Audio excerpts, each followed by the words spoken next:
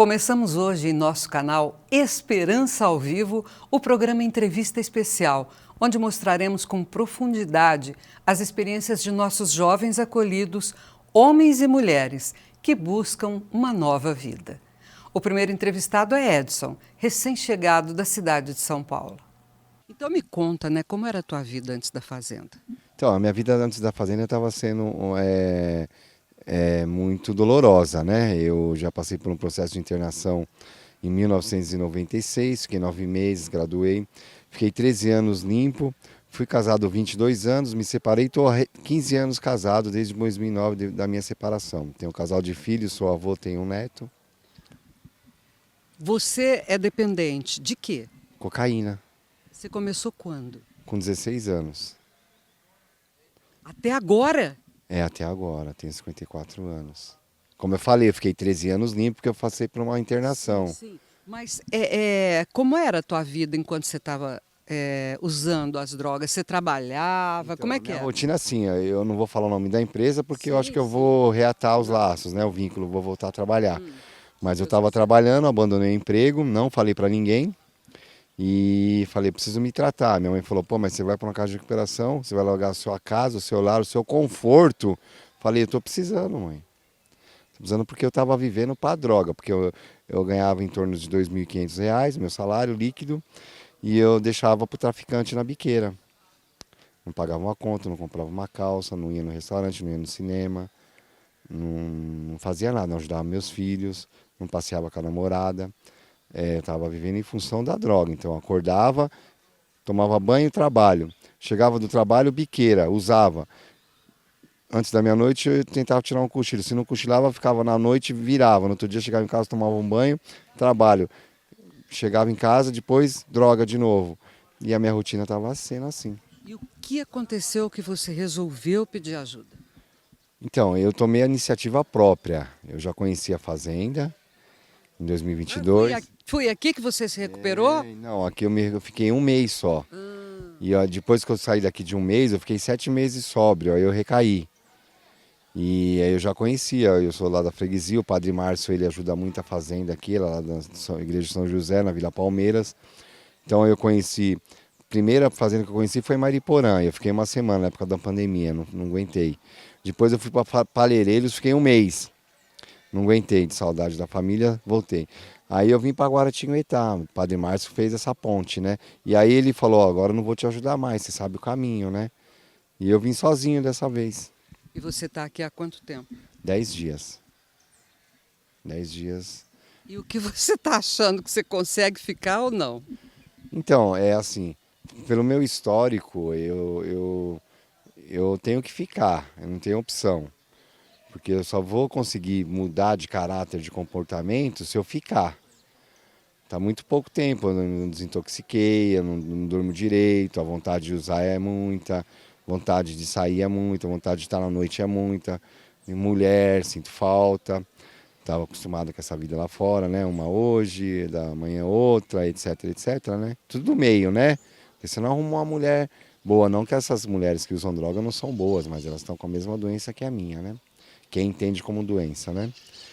Porque a sociedade discrimina o dependente químico, principalmente na cidade grande de São Paulo. Lá você já é nóia, né? Lá você não é um doente, você não é um adicto, você é um nóia. Você é um sem vergonha, você é um sem futuro, que você não tem jeito, né? E como é que está sendo esse período aqui para você?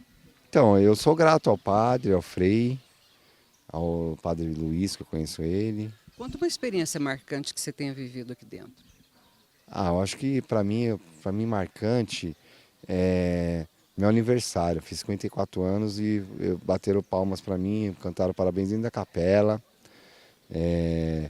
Eu pude falar de onde eu vinha, quem eu era. E aí depois eles arrumaram uma farinha, um açúcar, umas cenouras, um óleo. E eu mesmo fiz meu bolo de aniversário com cobertura de chocolate. E assim, é marcante você ver o pessoal chegar, que nem eu cheguei. Acho que aqui é um pedacinho do céu. Se você for analisar, tem pássaro, tem animais, tem Deus, tem paz, não tem poluição de ar gás carbônico e não tem poluição sonora. A única poluição que tem é os pássaros que tá cantando aqui agora, você tá ouvindo. Mas eles são ótimos. É, não eles é são poluição. lindos, são lindos, faz bem para os tímpanos, né? E as pessoas que ajudam aqui, né? Os voluntários, os missionários, Os próprios que ainda estão se recuperando. As irmãs, conversei com as irmãs. As irmãs são mães. As irmãs, conversei com ela ontem, me puxaram a orelha porque eu não pedi para conversar, que tinha que ter pedido autorização antes. Me puxaram a orelha, eu falei, tá bom, da próxima eu vou lá de novo, porque eu não... Não, mas aí você pede a autorização e vai. Mas tudo é bom, tudo é bom. Tem alguma coisa que você queira perguntar? Obrigada. De nada.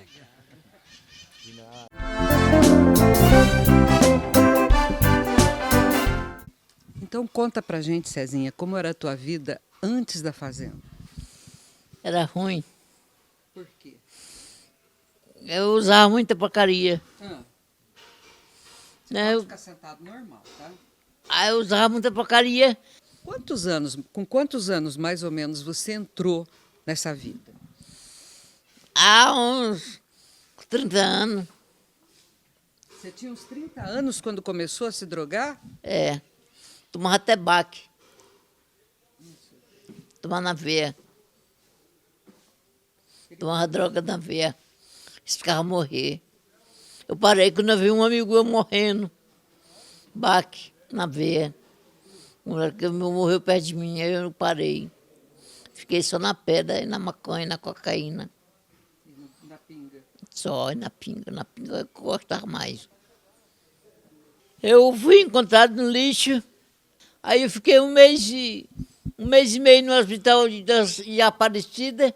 Aí a Janine, assistente social, transferiu para cá, lugar para drogado. Estou aqui 1 ano e meio. Antes, 1 ano e 8 meses, quer dizer. antes de você ir, eu me lembro quando você chegou. Você praticamente não andava, né? As pessoas que te ajudavam sempre. Até hoje tem sempre alguém junto com você. Como você foi parar nesse hospital? Foi que levaram que eu estava na rua. E quando você chegou aqui na fazenda, como é que foi? Foi um pouco ruim, que eu nunca tinha visto religião nenhuma. Eu não sabia. O negócio era só droga, né? Hoje em dia agora eu sei, né? Como está sendo viver aqui na fazenda para você? Tá muito bem demais. Melhor agora vendo vocês.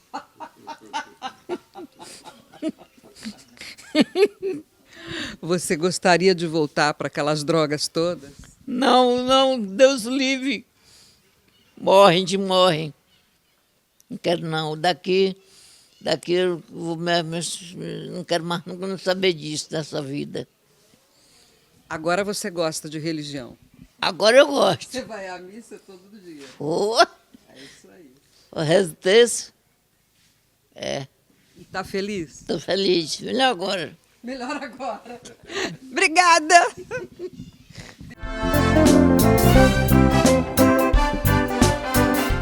Então me conta como era a tua vida antes da fazenda. Minha vida antes da fazenda é aquela vida de drogadição, de prostituição, muita zoeira, balada, curtição. Achava que isso era a vida. E por que você começou assim? Desde meus 17 anos eu conheci a cocaína e para me sentir meio enturmado da rapaziada, eu experimentei a cocaína pela primeira vez. Nesse tempo, né, que você usou droga, você estudou, você trabalhou, como é que foi a tua vida?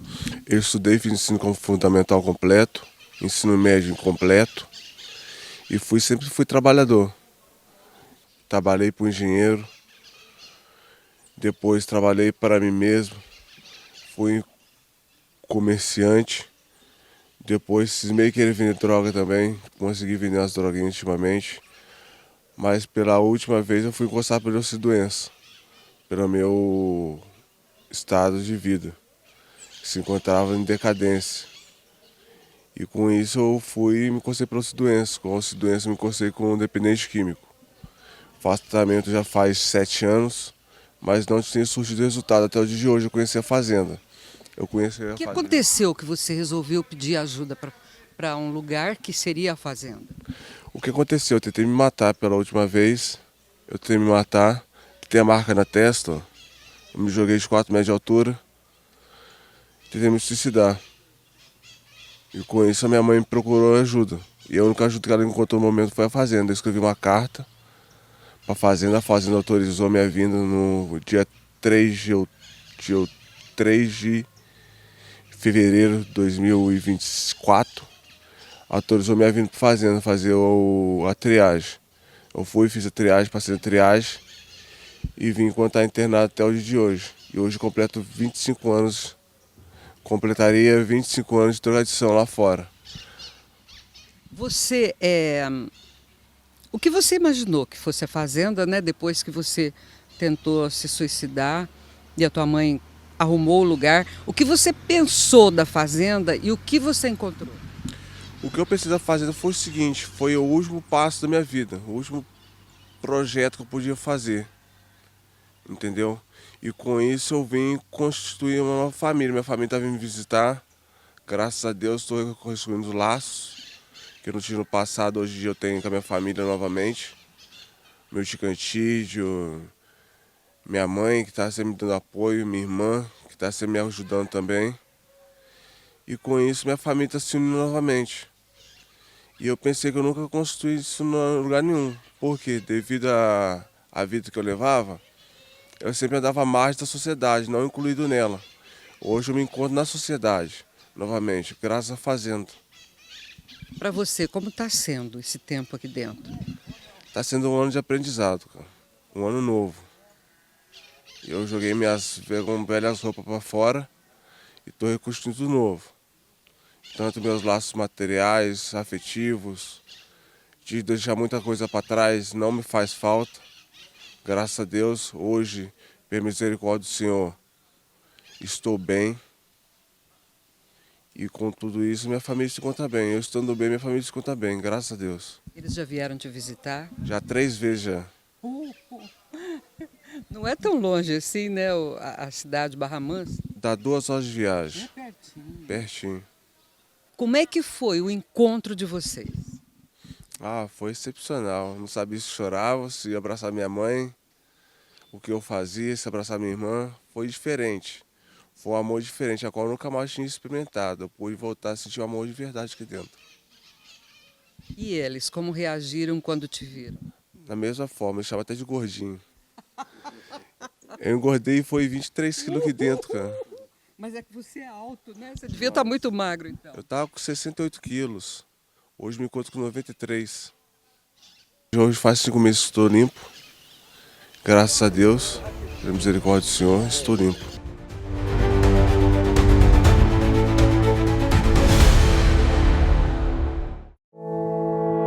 Apresentamos as nossas irresistíveis bananinhas da esperança. Nossas bananinhas são muito mais que um doce. Elas são o resultado de anos de experiência, amor e cuidado, com ingredientes selecionados para garantir o melhor para você e sua família.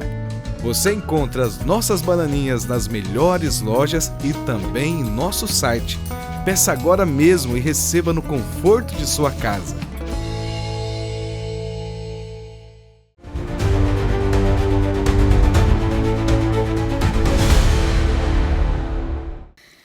Conta pra gente como era a tua vida antes da fazenda. Não foge muito do roteiro de todo mundo que chega aqui, né?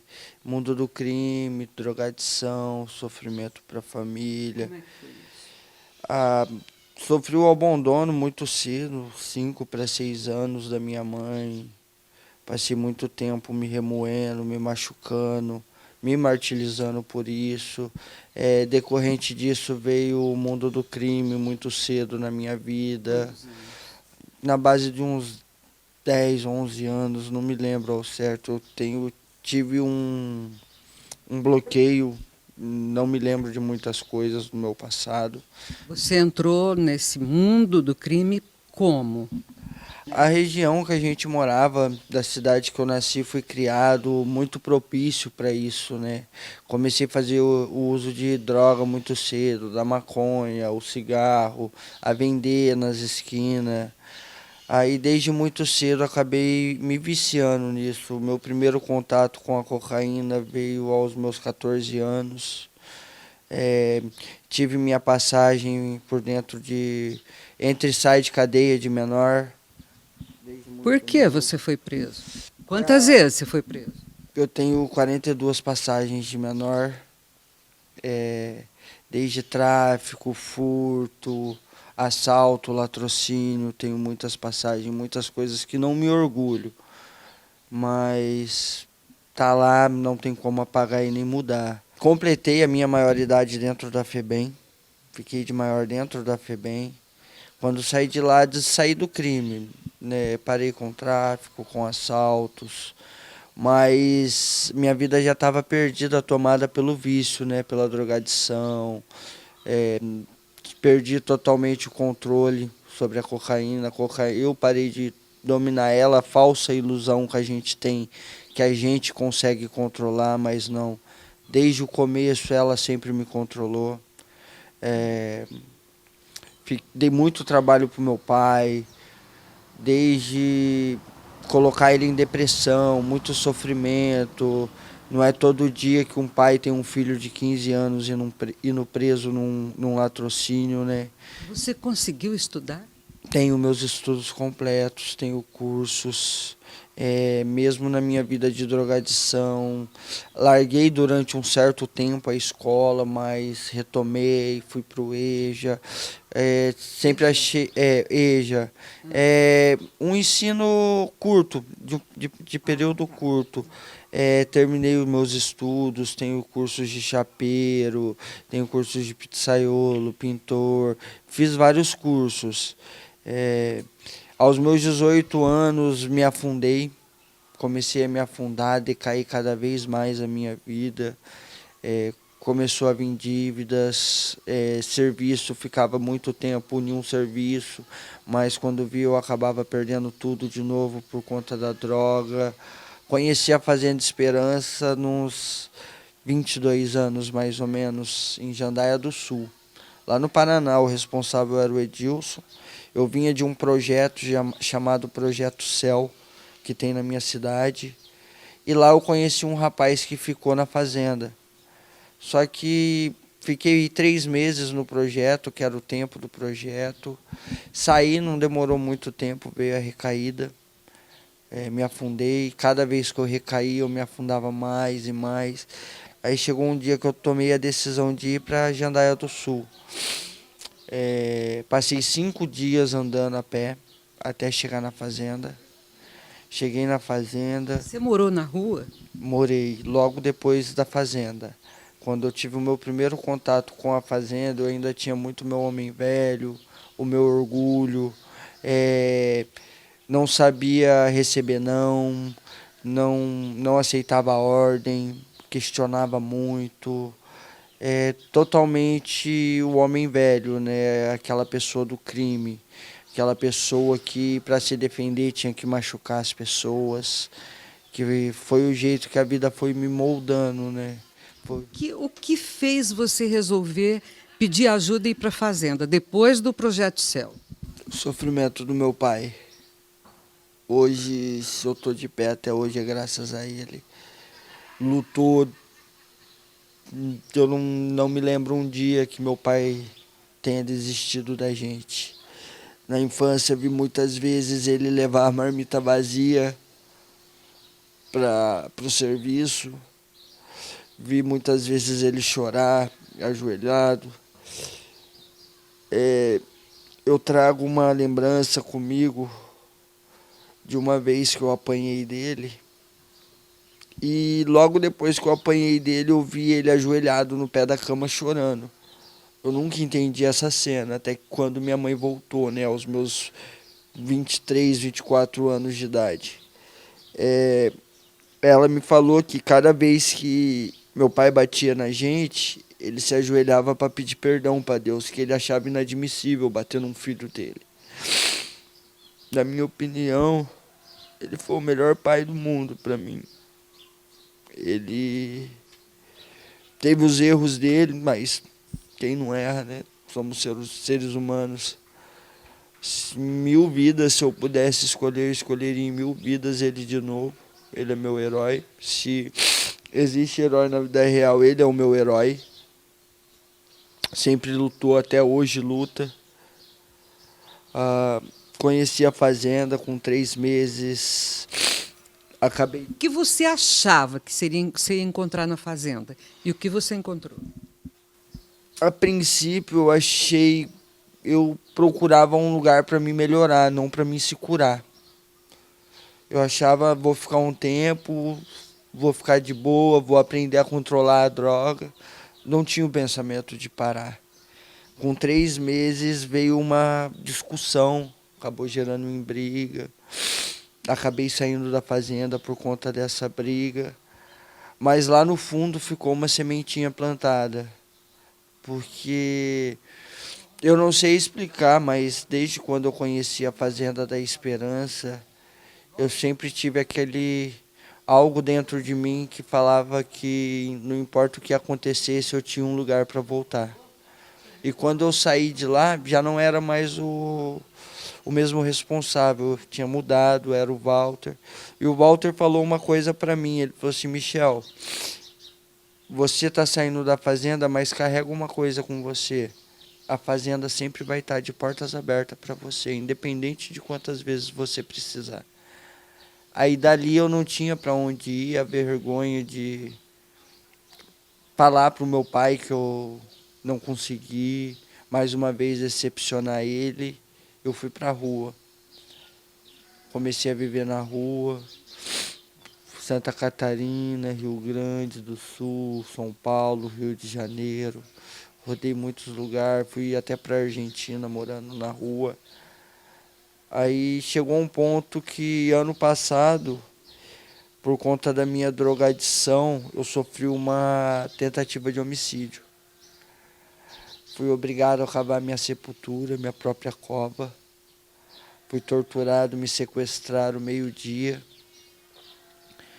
Fiquei do meio-dia até às 5 da tarde apanhando, sendo torturado. Às 5 da tarde fui levado para o meio do nada. Me deram uma opção. Eu cavava minha cova e morria rápido com um tiro, ou eles cavavam a minha cova e me matavam na facada. De pronto, preferia morrer rápido. Cavei a minha cova, uma cova rasa. Aí eu pedi para falar com meu pai, despedi do meu pai, não deixaram. Eu pedi para fazer uma oração. Eu pedi para Deus, eu lembro que eu fui muito sincero e pedi para Deus que, se fosse a minha hora, para Ele me levar rápido, não deixar eu agonizar. Mas se Ele tivesse um plano na minha vida, para Ele me dar um sinal. Nesse momento, ajoelhado na beira da cova, foi como se uma vozinha falasse dentro de mim: se joga no buraco, finge que morreu. Veio o primeiro disparo. Aí quando eu senti o tiro, eu me joguei para dentro do buraco. Fiquei ali deitado, imóvel, tomei mais um tiro na costela. Em seguida uma facada. Aí continuei deitado. Aí eu vi quando um deles falou: enterra o corpo que a gente está indo. Aí eu escutei barulho de passos correndo no meio do mato, eu deitado lá de olho fechado, segurando a respiração, e comecei a sentir a terra caindo sobre mim. Aí eu com o olho meio aberto, eu via na hora que a pessoa virava de costa para pegar mais terra, eu respirava, prendia a respiração, ela tacava a terra e virava de novo. Na hora que ela virava, eu soltava o ar. E fiquei ali cerca de uns 20 minutos assim.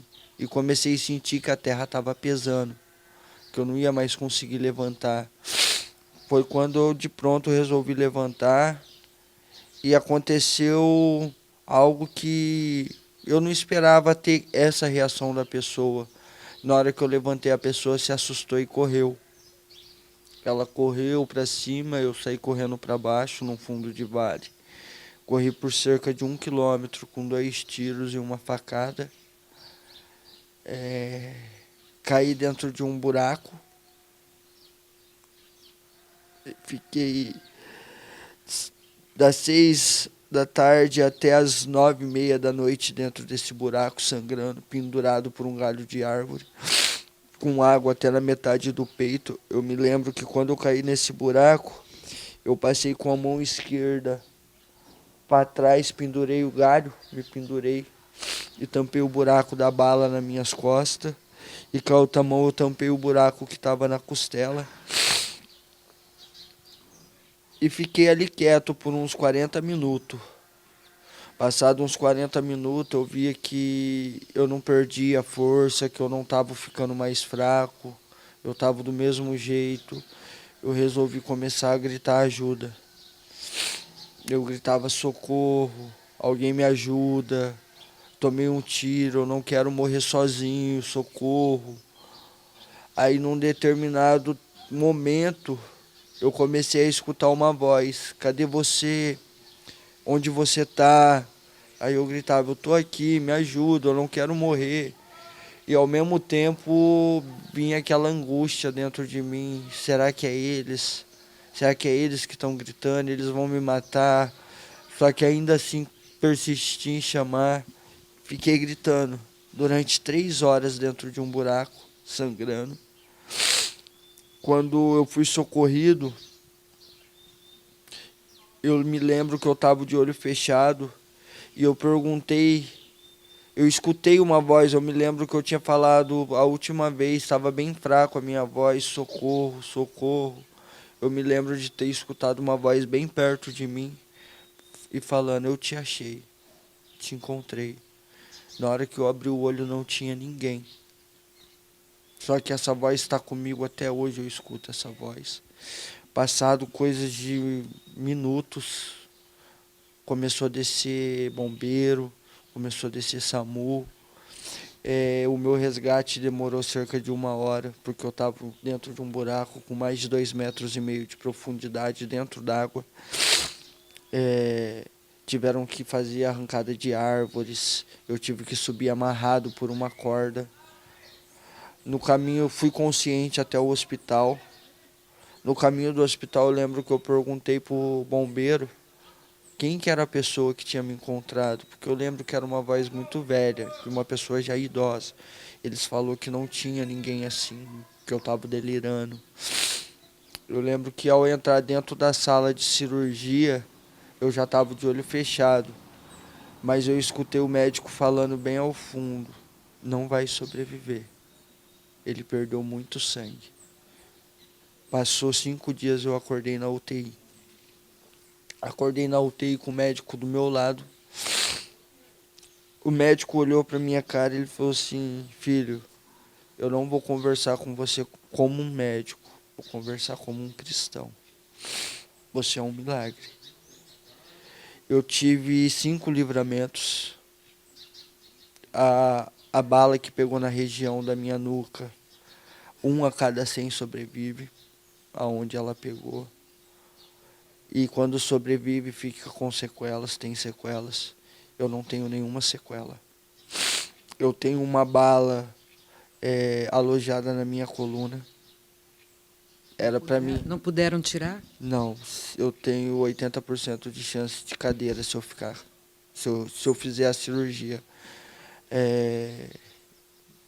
A bala, ela passou, a saída da bala da nuca que saiu na minha costela, não foi meio centímetro, não foi 3 milímetros, ela passou exatamente do lado da minha artéria pulmonar.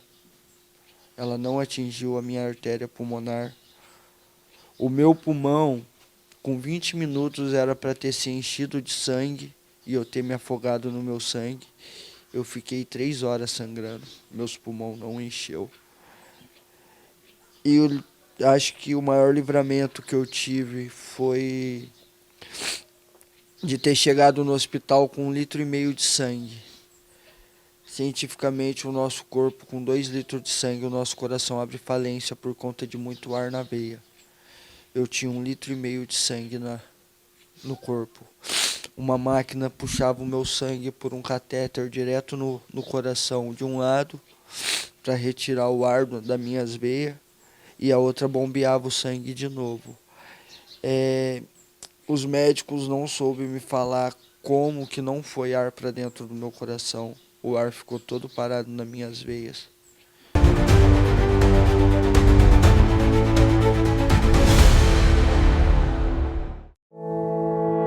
Apresentamos as nossas irresistíveis bananinhas da esperança. Nossas bananinhas são muito mais que um doce. Elas são o resultado de anos de experiência, amor e cuidado, com ingredientes selecionados para garantir o melhor para você e sua família. Você encontra as nossas bananinhas nas melhores lojas e também em nosso site. Peça agora mesmo e receba no conforto de sua casa.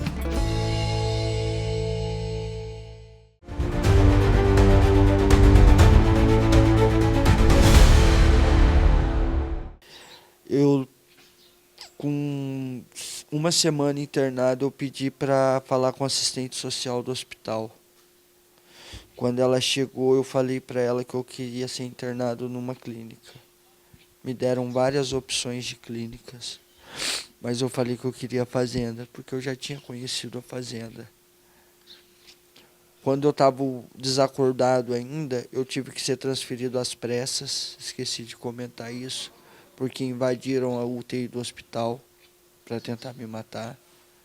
Tive que ser transferido às pressas para um hospital a mais de 2.000 quilômetros de distância de onde eu estava. Aí quando eu acordei nesse outro hospital, falei com o assistente social, entrar em contato com o juiz.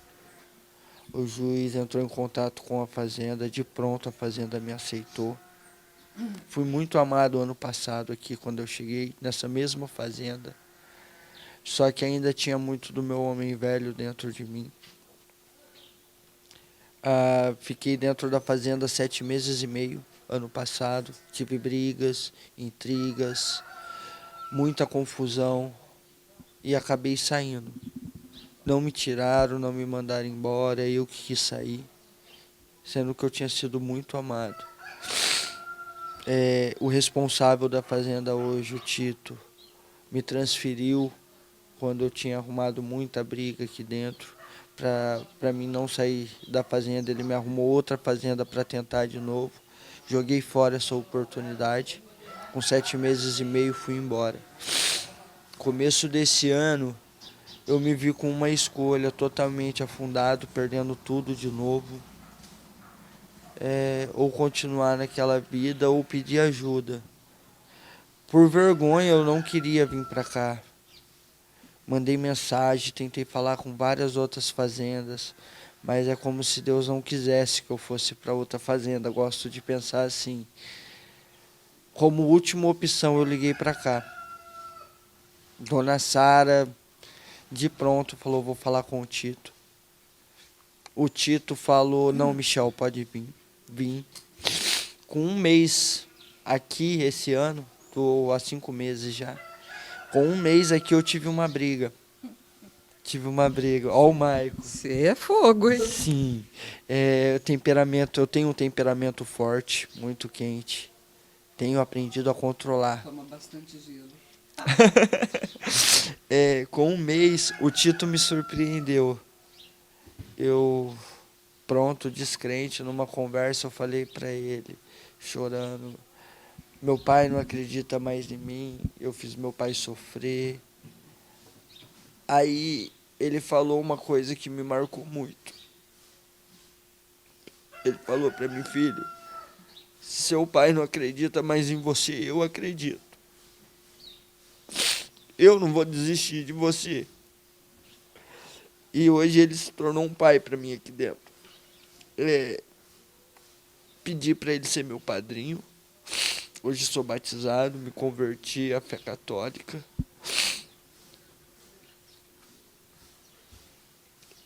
Graças a ele, voltei a ter contato com a minha família. Ainda não conversei com meu pai, mas ele já fez o contato com meu pai. Meu pai está feliz de eu estar aqui de novo. Manda uma carta para ele. Mandei. Minha família feliz. E os momentos que minha família mais teve orgulho de mim foi os momentos que eu tive aqui dentro. Sempre falo para quem me pergunta, o desistir para mim já não é mais uma opção. O sair da fazenda já não é mais uma opção. Hoje eu tenho 5 meses, tenho minha plena convicção que eu vou fazer o meu ano e vou voltar. Hoje, para o Michael, não existe a vida fora da fazenda. Não é que não existe porque tenho problema lá fora. Não, meus problemas foram todos resolvidos. Não tenho problema nenhum. Mas é que eu vejo que 1 ano é muito pouco para mim. Não que eu esteja falando que eu vou fazer 1 ano, eu vou sair, se for para mim viver lá fora, eu vou recair. Não. Eu acho que, na minha convicção, a gente não escolhe o nosso caminho. Nosso caminho já está traçado. E eu acho que muita gente precisa do Maico dentro da fazenda. Hoje, se a fazenda existe, é porque muitos outros Maicos, muitos outros Titos, Rafaéis, Marcelos, Josafás, muitas outras pessoas, um dia, mesmo com as tribulações da sua caminhada, resolveram dar o seu sim não só para se recuperar, mas sim para ficar na obra. Hoje a minha vontade é essa. Eu oro todo dia para que permaneça essa vontade, essa sementinha de se doar. A minha vontade é a Escola Oásis, fazer missão fora do Brasil. Mas ainda tenho 7 meses pela frente para decidir, ver o que Deus tem para mim. E eu vou me doar, poder fazer mais, da mesma forma que fizeram por mim. Hoje, se o Maico tem essa cabeça, hoje, se o Maico pensa no próximo, hoje, se o Maico consegue se controlar no seu temperamento forte, é porque alguém que um dia esteve no lugar do Maico resolveu se doar para a fazenda, resolveu dar a sua vida para o próximo. Eu acredito sim na fazenda, acredito no tripé dela, no amor. Eu acredito que a drogadição ela tem cura, não é a base de remédio. A nossa cura morreu de braços abertos por nós. Cada vez que eu me lembro do que Jesus passou naquela cruz, a dor que ele passou, o sofrimento todo que ele passou, foi para mandar um recado claro para a gente. A vida de vocês agora pertence a vocês e a mim. Vocês não estão perdidos mais para o pecado.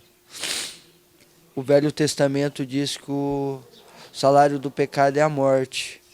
Jesus Cristo vem falar para nós que o salário do pecado é Ele. Ele veio para redimir a gente do nosso pecado. Ele veio para mostrar a luz no final do túnel para a gente. E eu tenho a plena convicção que aquela voz que eu escutei, que eu tenho comigo, por mais que muita gente fale que eu estava delirando por conta do pouco sangue no corpo, não posso dizer que foi Jesus, que foi Deus, que foi meu anjo da guarda, mas foi obra dele. Se eu estou vivo, foi obra dele. Uma parte da Bíblia que eu tenho comigo, desde quando aconteceu isso, não me lembro ao certo aonde que está, mas ela fala que nenhuma folha seca cai do galho de uma árvore sem que haja a permissão de Deus. Eu acho que a gente tem um plano nessa terra, meu plano está sendo escrito, eu ainda estou caminhando para cumprir ele. E eu tenho uma coisa para falar para quem vai assistir esse vídeo. Se você deixou de acreditar em você, se você perdeu as forças, se você acha que não tem um lugar no mundo, que ninguém mais liga para você, Deus liga e a Fazenda da Esperança também. A Fazenda da Esperança está aí de braços abertos para você, independente da sua droga, independente do seu vício, se é depressão, se é álcool, se é droga. Independente, a Fazenda da Esperança está aqui e ela realmente funciona. Acho que é isso que eu tinha para compartilhar. Obrigada!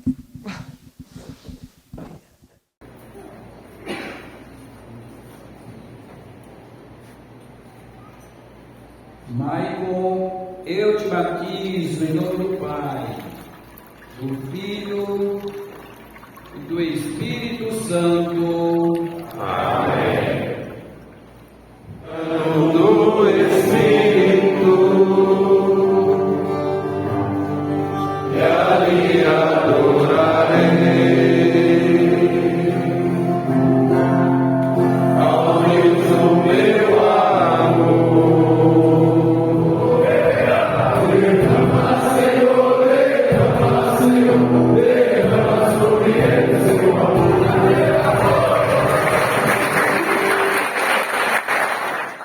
Como Michael, muitos acolhidos passaram por experiências terríveis em suas vidas, mas tiveram a oportunidade de conhecer a Fazenda da Esperança e aqui estão encontrando o verdadeiro sentido para suas vidas. Se você conhece alguém como eles, que precisa de ajuda, entre em contato conosco. Até a semana que vem, se Deus quiser, com mais uma entrevista especial. Tchau!